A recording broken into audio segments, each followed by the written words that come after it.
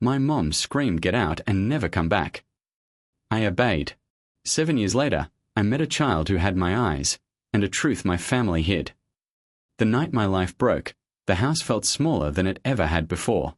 The walls that once held my childhood memories now felt like they were closing in on me. The yellow light in the hallway flickered, buzzing softly, making everything feel unreal, like a bad dream I couldn't wake up from. My mother stood near the front door, her arms stiff at her sides, her chest rising fast with anger. Her eyes were sharp, cold, nothing like the ones that used to look at me with care. "Get out," she yelled, her voice shaking but loud. "And never come back." The words hit me harder than any slap could have. I stood there, frozen, my heart pounding so hard I could hear it in my ears. My mouth opened, but no sound came out. I wanted to ask why. I wanted to defend myself. I wanted someone, anyone, to explain what I had done that was so unforgivable. Behind her, my father stood in the shadows of the living room. His shoulders were slumped. His eyes were on the floor. He didn't stop her. He didn't say my name. That silence hurt more than her screaming. "I didn't do anything," I whispered, my voice breaking. But she had already turned away. I walked to my room in a daze. My hand shook as I grabbed a small bag from under the bed. I stuffed in a few clothes, my wallet, my phone charger. I left behind photos, books, memories, pieces of myself I didn't know how to carry. When I stepped back into the hallway, my mother was already gone. The front door was still open. Cold night air rushed in, brushing against my skin like a final push. My father looked up at me then. For a second, I thought he might stop me. He didn't. I walked out. The door closed behind me with a soft click, but it sounded louder than thunder. I was 23 years old.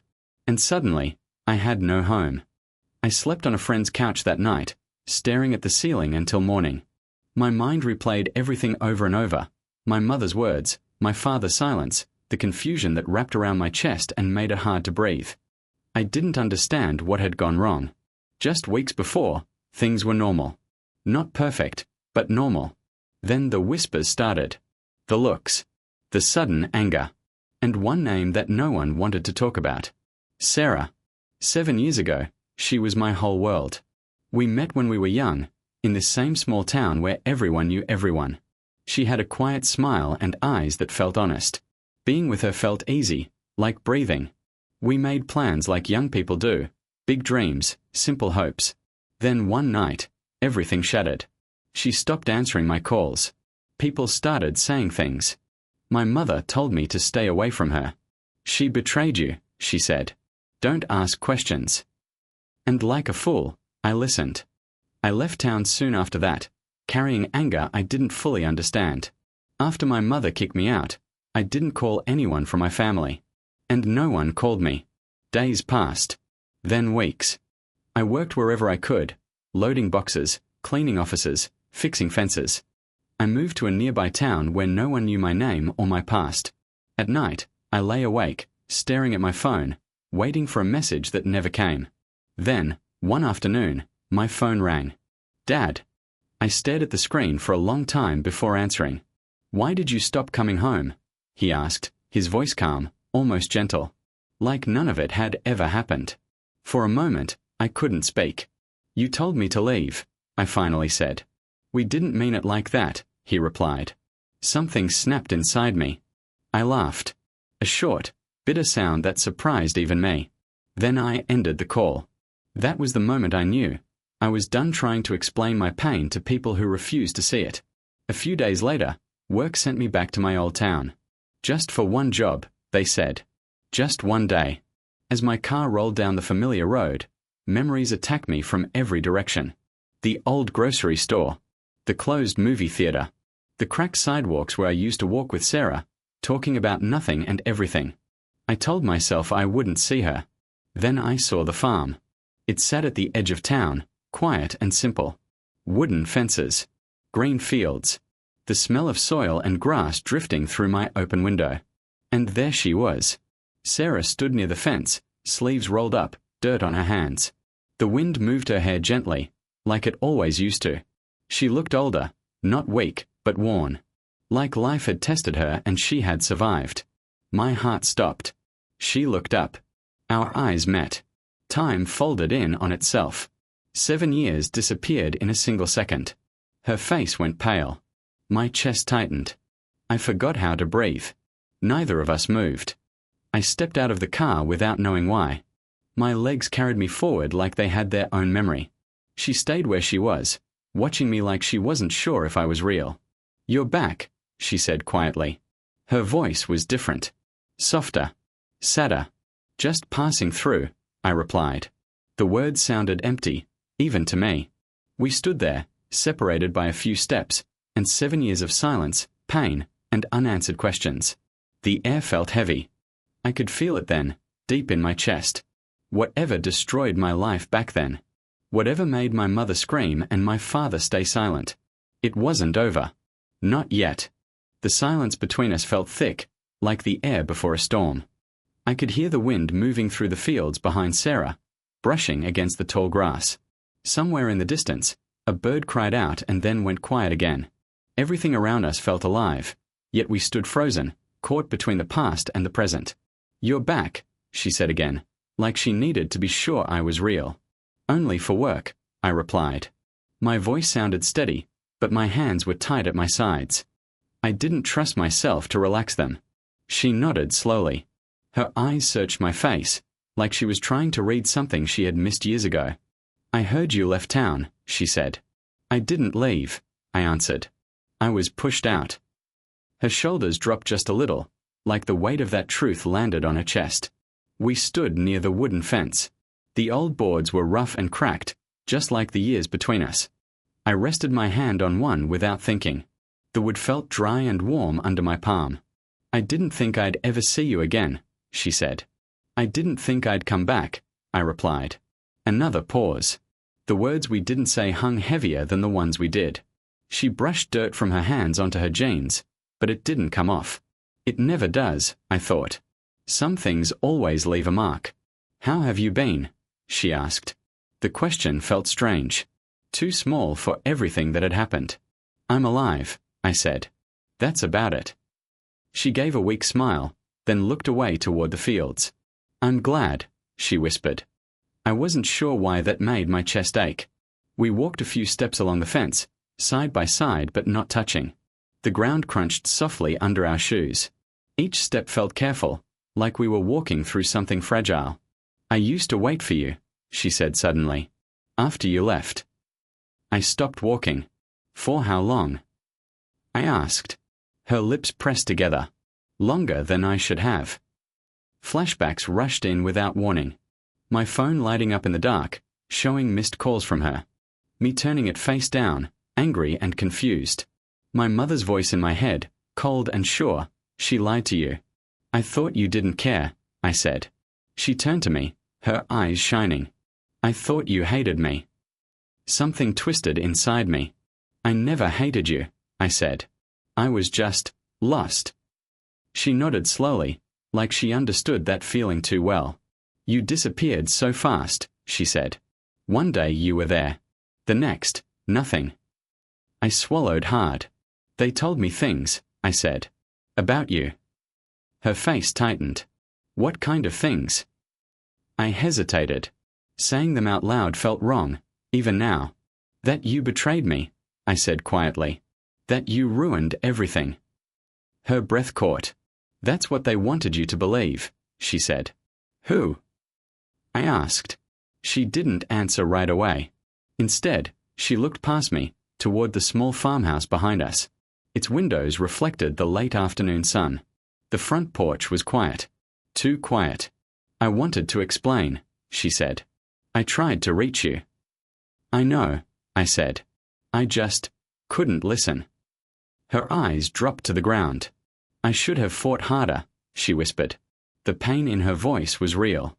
I could feel it, but something still felt wrong. She kept glancing toward the house. Not nervous, protective, like she was guarding something. We stopped walking. "Sarah," I said slowly, "why are you really here? On this farm? Alone?" "I'm not alone," she replied quickly. Too quickly. I raised an eyebrow. She noticed and sighed. I have help sometimes," she said. "Neighbors." But her eyes moved again, just for a second, back to the porch. My chest tightened. "What aren't you telling me?" I asked. She shook her head. "Nothing." But the words sounded thin. Another flashback hit me, one I hadn't thought about in years. The night everything ended. Sarah standing in the rain, crying. Me yelling, asking questions she couldn't answer fast enough. My mother pulling me away, saying, "Come inside. She's not worth it." I closed my eyes for a moment. "I should have listened to you," I said quietly. Her head snapped up. "What?" "That night," I continued. "I should have listened." Her lips trembled. "I wasn't strong enough to talk then," she said. "And after that, everything got taken from me." "What do you mean?" I asked. She opened her mouth, then stopped. Footsteps echoed softly from the porch. She turned pale. I followed her gaze. On the wooden step sat a small shoe. Blue. Worn. Too small to belong to either of us. My heart started to pound. "What is that?" I asked, though I already felt the answer pressing against my chest. She stepped in front of me slightly, blocking my view of the door. "Please," she said. "Not here." "Sarah," I said, my voice barely steady. "What is going on?" Her eyes filled with tears. "I never wanted you to find out like this," she whispered. The door behind her creaked softly. Someone was inside. Someone small.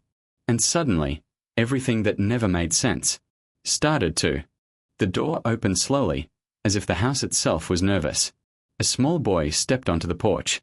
He couldn't have been more than 6 or 7. He wore a loose shirt with dirt stains on the front and socks that didn't quite match. One shoe was missing, the blue one I had seen on the step. He squinted in the sunlight, then smiled. Not a shy smile. A warm one. "Mom," he said, his voice clear and soft. "Who's that?" The sound of his voice hit me like a wave. I couldn't move. I couldn't breathe. Sarah's body stiffened in front of me. For a second, she looked like she might fall apart right there on the ground. She turned slowly, placing one hand on the boy's shoulder, like she needed to hold on to something real. "This is..." Her voice cracked. She stopped, took a breath, then tried again. "This is someone I knew a long time ago." The boy looked at me with curiosity. His eyes were dark, deep, familiar, too familiar. I took one step forward without realizing it. The world around us faded. The fields, the wind, the farm. All I could see was him. My chest felt tight, like something heavy was sitting on it. "How old is he?" I asked quietly. Sarah closed her eyes. 6, she whispered. The number echoed in my head. 6. My knees felt weak. 7 years ago, I left this town. 7 years ago, everything ended. I did the math without wanting to. "No," I said, shaking my head slowly. "That's not possible." She opened her eyes again, and they were full of tears. "He's yours," she said. The words landed softly, and then shattered everything. I stared at her, waiting for her to take it back, to say it was a mistake, a joke, anything. But she didn't. The boy looked between us, confused. "Mom?" he asked. She knelt in front of him, wiping her face quickly. "Sweetheart, can you go inside for a minute?" "Why?" he asked. "I'll be there soon," she said, forcing a smile. "I promise." He nodded, trusting her without question, then turned back toward the door. Before going inside, he looked at me once more. "Hi," he said. My throat burned. "Hi," I whispered back. The door closed. Silence rushed in like a scream. "I didn't know," I said finally. "I swear. I didn't know." "I know," Sarah replied. "That's the worst part." My hands shook as I ran them through my hair. Memories crashed into each other, moments from the past rearranging themselves, finally making sense. The night she cried and begged me to listen. The way my mother rushed me away. The sudden hatred everyone had for her. "You were pregnant," I said slowly. She nodded. "I found out a few weeks after everything fell apart," she said. "I tried to tell you." "Why didn't you come to me?" I asked, my voice breaking. "I did," she said. "Your mother stopped me." The words felt sharp. She told me to stay away, Sarah continued. She said you never wanted to see me again. She said the baby wasn't welcome. She said if I loved you, I'd disappear. My chest tightened. She lied to me, I whispered. She lied to both of us, Sarah said. I thought of my mother's face that night.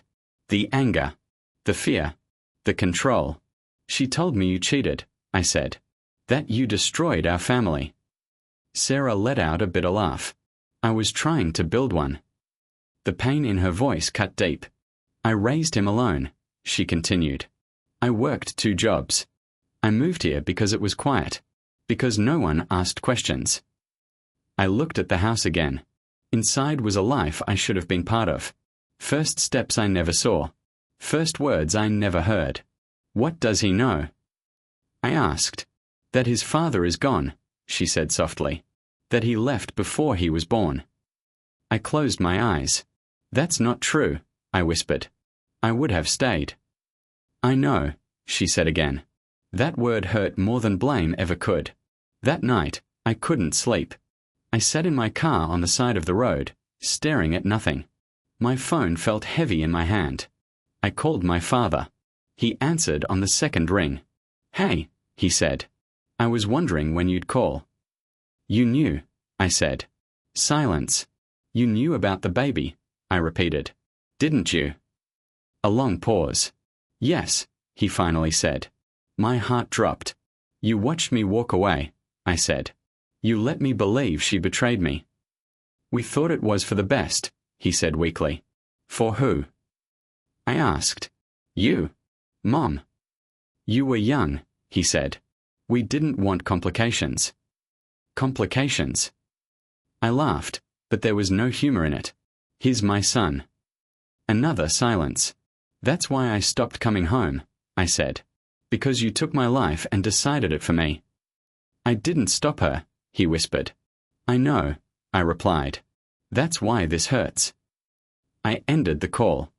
I didn't feel relief. I felt empty. The next morning, I went back to the farm. The boy was feeding chickens.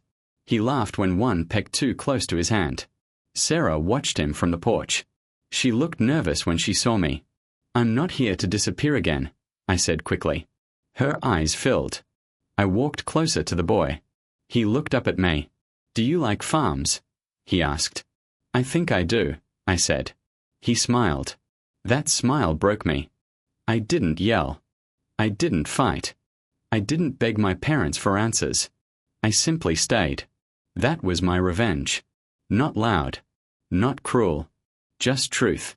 And the people who lied. They have to live knowing what they took from me, and what they can never get back.